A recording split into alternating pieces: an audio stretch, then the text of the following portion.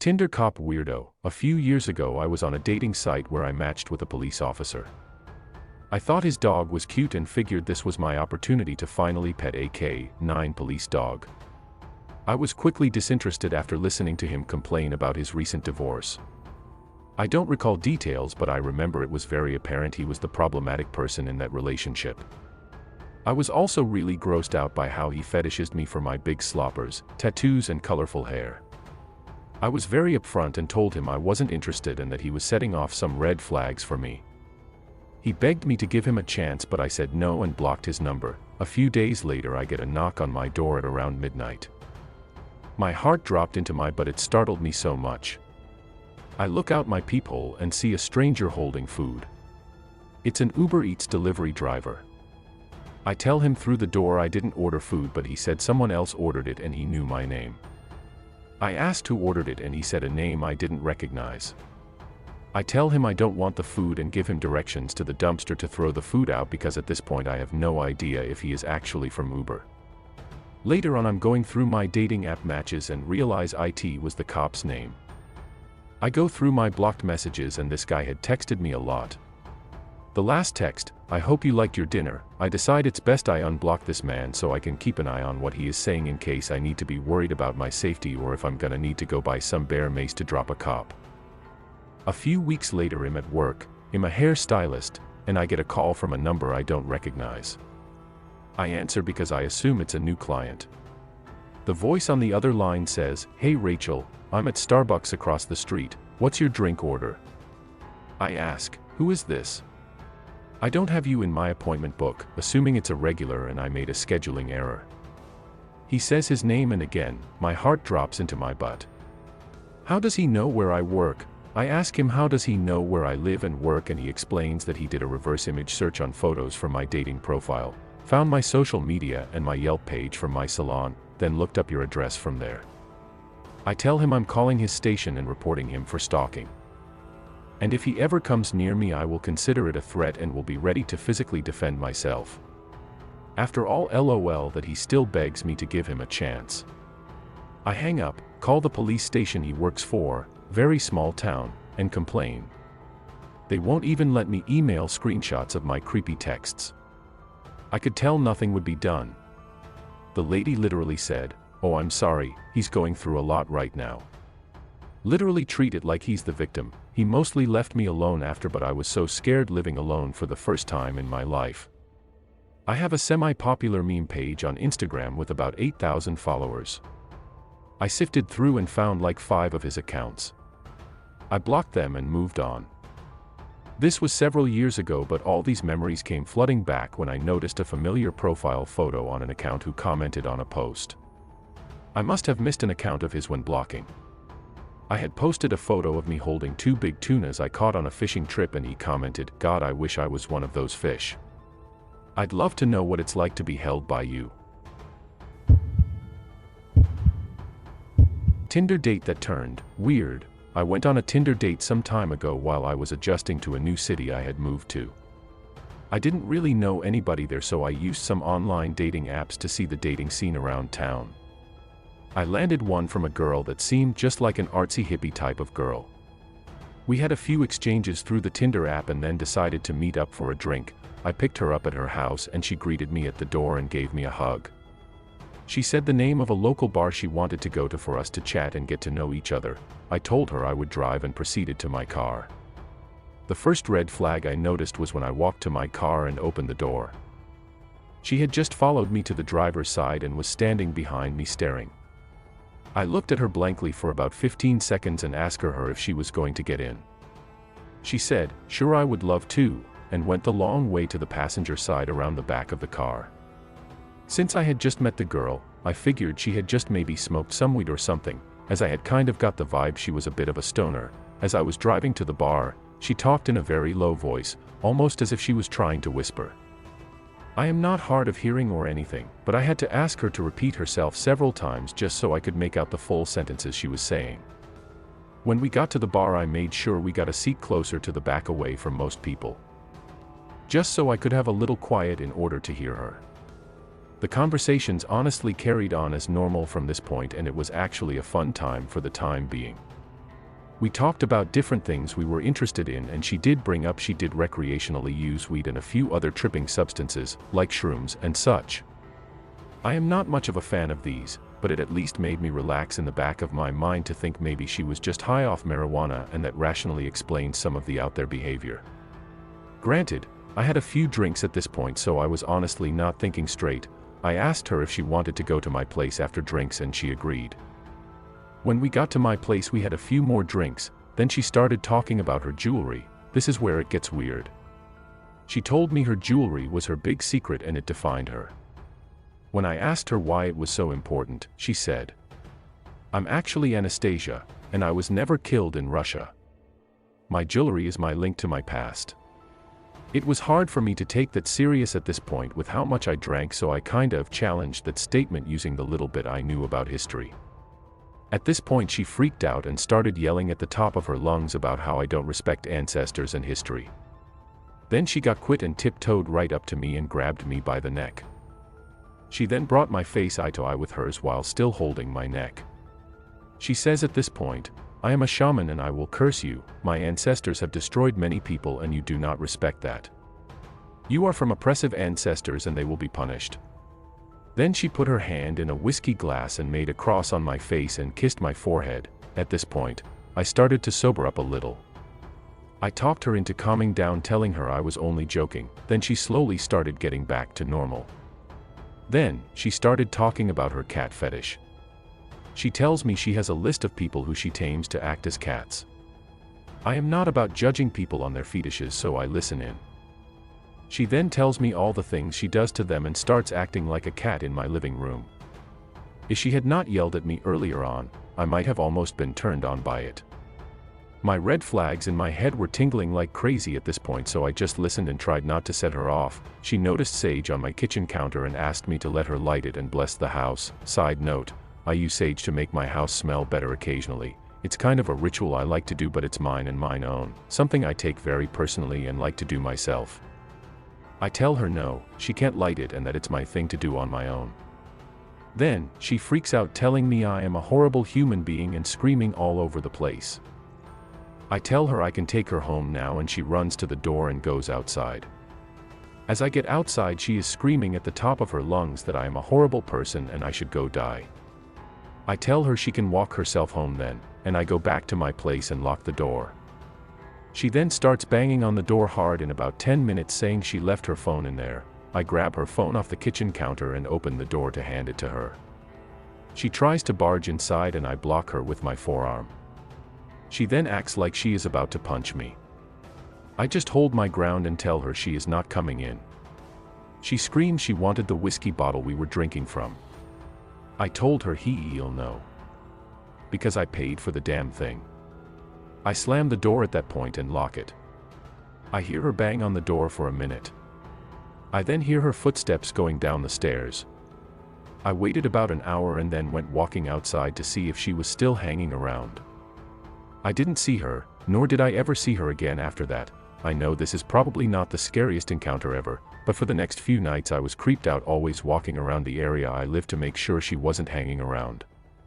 I honestly hope she is okay wherever she is, but I hope to never see her again. Tinder. This all happened when I was 19. I'm not the best looking dude, so I've never had much luck with women, and I ended up on Tinder. I wasn't having much luck there either until like the third month of using it when a blonde woman named Katie messaged me. She was pretty enough that I just dismissed her as a bot. It wasn't until 3 days later that she messaged me again, which was odd because bots almost never message more than once. I clicked on her chat and replied, then looked at her profile. What I saw was pretty generic, but definitely wasn't a bot's profile. We had been talking for like a month when she proposed the idea that I come see her. I was pretty reluctant as she lived nearly 8 hours from me by car. But I had to admit I really did like her quite a bit, and I had been thinking about asking her if I could come see her for a while now. After a bit more badgering from her, I finally said that I would take the drive to go see her. At this point I had no reason to doubt she was who she said she was. We had video chatted every other week, and called most days. I just assumed I got really lucky. Things did get a little weird on the way there though. She kept messaging me, asking me where I was, and making sure I was still coming. At some points, when I took more than 30 minutes to respond, she sent me a slew of annoyed texts. Admittedly, I had chalked this all up to her being nervous about me coming to see her. I was pretty nervous too, so I couldn't blame her. I had a hard time finding the house at first. The directions she gave me were pretty confusing, and it was back through a series of gravel and dirt roads and a large thicket of trees. It was still about midday when I came onto an old-looking house. A window on the second floor was boarded up, but it didn't look abandoned, just worse for wear. Katie's red buggy that she liked to talk about was parked in front of the garage. I took at my phone and texted her that I was here. She only sent a smiley face in return. When I got out of my car to go knock on the door, I noticed someone was looking at me from one of the second floor windows. I found it a little creepy but figured it was just her father or something. She had told me that he comes to stay with her every now and again, so I ignored it and knocked on her door. She answered with a smile and even gave me a kiss, which surprised, and I followed her inside. We sat down on her couch and started talking about our plans. When I asked her about her dad, "You didn't tell me your dad was here," I said. Was that going to be a surprise or? Katie looked confused and told me that her dad wasn't here. I still thought she was keeping up the act, and I told her that she didn't have to keep pretending, and that I had seen him looking at me through the upstairs window. Katie went pale and said that we had to get out of there. Now, we both ran out to our cars, and when I questioned Katie, she informed me that her dad wasn't there and that she had been home alone until I showed up. I called the police, and while I was on the phone giving the address Katie gave, they did find that the back door was hanging open. Whoever it was had ran out into the woods, but the cops were sure the house was empty. After the cops left, Katie asked me to stay the night because she was too scared to be in her house alone right now. I gladly did, and we slept downstairs on the couch, as Katie's bed was the room next to the one the man had been in. Katie had also brought out the shotgun that her father had given her, but she never used. I told her it was fine, the man's gone, but she insisted, saying she'd feel safer if we had it out. I'm glad she did. Later that night I was still wide awake, watching TV. Katie had somehow managed to fall asleep. From the kitchen I had the sound of a doorknob being turned. At this point I wasn't even scared, I was just pissed. I flipped on the light in the kitchen and pointed the gun at the kitchen door, and there he was. The guy that had been in the house before was standing on the other side of the glass door. He looked shocked, and I'm glad we had locked the door. The man unfroze and yet again ran into the woods. I woke up Katie and told her what happened and called the police yet again. When they arrived, they did a sweep of the woods and found no one yet again. They told Katie and me that it'd probably be a good idea to stay somewhere else for the night. Me and Katie said our goodbyes. She was going to stay at her friend's house and I was going home. I left a little after Katie did. I was on the phone with my brother telling him about what happened. My headlights were on. As I was talking, something caught my eye. That fucking man was standing at corner of the house just watching me. I gunned it out of there and didn't even bother calling the police again, but I did text Katie and she said she was going to call them again. I don't think Katie ever even went back to that house alone. Guy from Tinder drove 6 hours to see me without asking. This is not the scariest story, but it definitely creeped me the fuck out. For background, I'm a 20-year-old female. I matched with this guy on Tinder a while back. His name was Nick and he seemed pretty cool, so I gave him my Snapchat. We talked a little, but it died out quickly. I didn't tell him the exact town I lived in, but the city about 10 minutes away, because it's decent sized and has a big population of people, and I figured he wouldn't be able to find me by just knowing that bit of information. A few weeks ago he started messaging me and we made small talk. Everything seemed normal for a while up until New Year's Eve. The day before, he messaged me saying he was going to be in the area, the city I told him I was from, and asked if I wanted to meet for lunch. I told him possibly and I would let him know. The next night I had a New Year's Eve party with a small group of my friends. I spent most of the day getting ready and was not looking at my phone. Around 7:30 I finally looked at Snapchat and saw that Nick had not only messaged me but also called me. "Hey, I'm in insert name of city." I responded telling him I was sorry, I just saw his message. He opened it within minutes and totally freaked out. He said something along the lines of, "Just to let you know, I'm really not interested in someone who can't even answer the phone when I drove 6 hours just to see her." I looked at it in disbelief and for a second I thought he was joking. I responded by asking him what he was talking about and that he didn't drive 6 hours just to see me. He said that we had plans, and why else would he have driven up here? I was confused because we never had plans. He told me that he was going to be in the area, which made me think he was here for work or to visit a friend. It is not uncommon for people to travel here for work. I explained this to him and told him we did not have plans and that I didn't ask him to drive all that way for me. He told me he sat around for 2 hours waiting for me and bought me flowers. Again, I was confused because we never planned a time or place to meet and had never confirmed plans. You don't make plans by just telling someone you are going to be in the area. I apologized but told him again that we never had plans. He told me to make it up to him I had to drive up and see him tomorrow. Yeah, fuck that. I remembered that I had my location shared on Snapchat, so he easily could have shown up at my house. I turned off my location but kept him on Snapchat in case he tries to show up at my house. Luckily, I have not heard from him since. My dad is a retired police officer and has a gun, and I'm not afraid to use it. So Tinder creep who drove 6 hours for me, let's not meet. Tinder nightmare. I just came out of a relationship and felt like a bit of casual dating will be fun, so I went on to Tinder. I made it clear to the few people I actually matched with and spoke to that I didn't want anything serious, just a dinner date or a pub night here and there. I matched with a really cute guy, let's call him Pete. He had just moved to my city and also wasn't looking for anything serious, he just wanted to meet some people and see some local spots.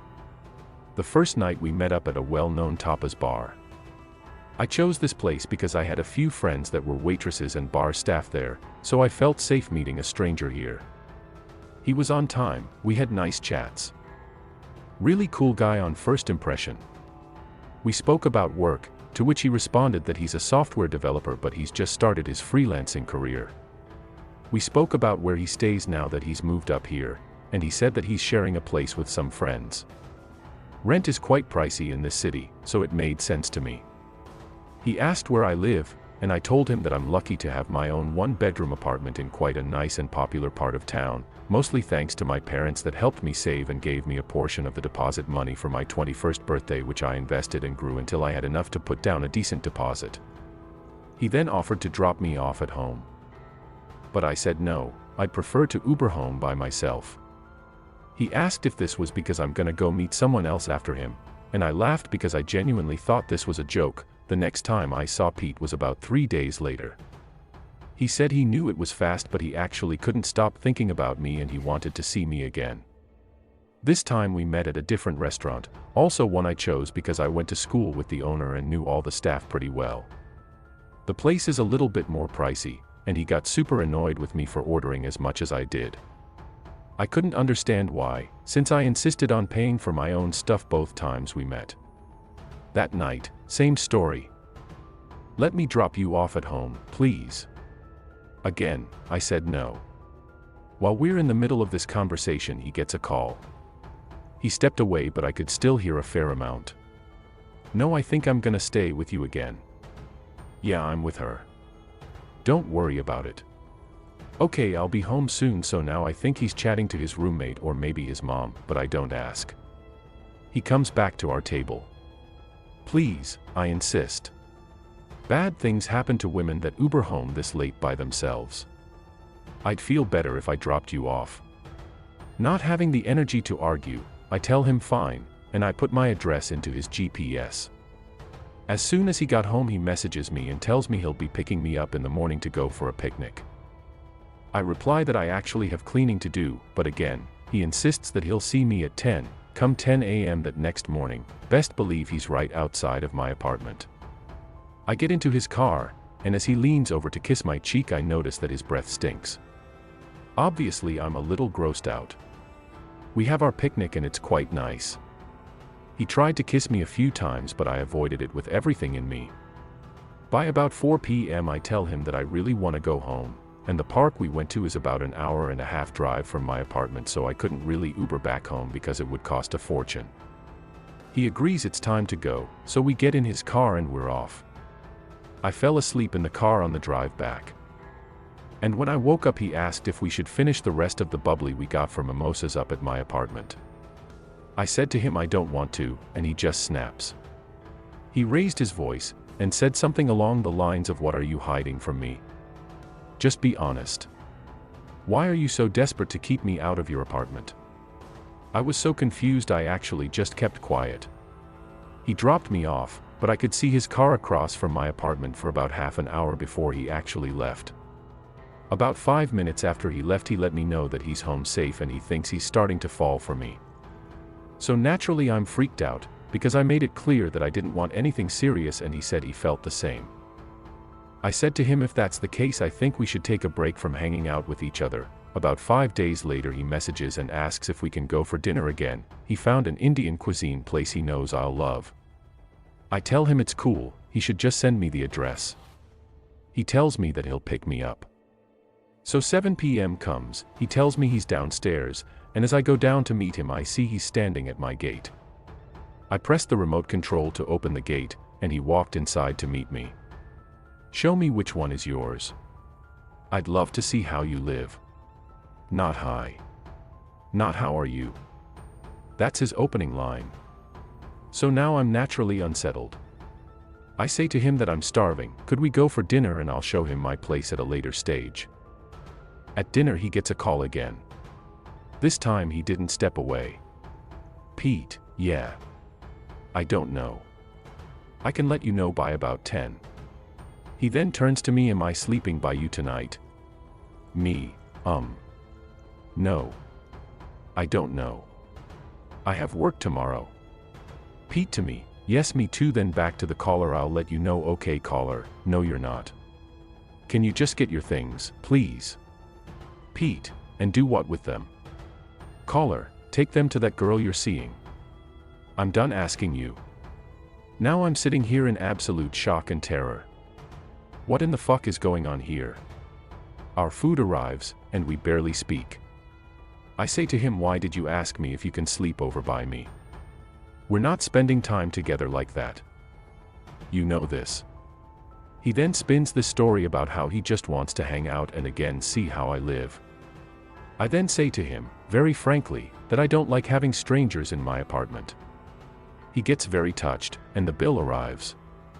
As per usual, I pay for myself, he pays for himself.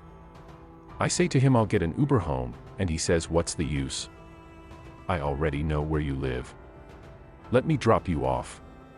By now I've already decided that this will be the last time I see him. I get into his car, and I reach for my jumper that I threw in the back when he fetched me. I notice a bag in the back of the car, full of clothes and toiletries, as well as a pillow. I don't think much of it. I don't personally drive or own a car, but I know my sister always has the most random shit on the back seat of her car. On the way home he's dead quiet, when suddenly he says, "Do you know how selfish you are? I've had no issue driving you around, but you don't want me to sleep over by you." I say to him that I've never had an issue with Ubering, and if he's so touched I also have no issue with paying him what the Ubers would have cost me. I'm over this and I'm not even playing nice anymore. His phone rings again. Caller, "Your stuff is at the security boom at the gate. Pete, stay with your girlfriend or stay with your mom. You're fucked for taking advantage of everyone like this, Pete. I don't speak to my mom, you know this, you bitch," and then hangs up. Now I think this is maybe an ex-girlfriend that he needs to collect things from. Before I've even had a chance to process what happened, he turns to me and starts yelling at me. I have nowhere to go. Are you fucking happy? You spoiled brat. Living off mommy and daddy's money. Getting driven around by me like I fucking work for you, bitch. My whole body got stiff with fear. I don't know if I'm going to cry or throw up. In my head I'm just planning how I'm going to grab my bag the second he stops, and run straight to the cafe under my apartment. If you run through the cafe you can get to a gate that takes you to the back part of my apartment, and it works with fingerprint etches. There wasn't time to still find my keys in my bag, and I didn't want the main gate I normally use to open wide enough for him to get in when I go in. He stops at my apartment, and as planned, I jump out, run into the cafe, run out the back, through the little gate, up to the second floor. My apartment was on the 4th floor, and I hammered on a neighbor's door. I went inside and told her and her husband everything that happened and asked if they would mind calling the cafe to explain why I ran through with no explanation, and in such a state, I blocked Pete and I haven't seen him since. I'm still not sure what his case was. From what I gathered, he was basically homeless and I think he wanted to get into my apartment to maybe sleep over there for a while. I'm not sure if the girl that kept calling him was also a Tinder date that let her into his apartment and he just never left. All I know is that he scared the living daylights out of me and I never ever want to see him again.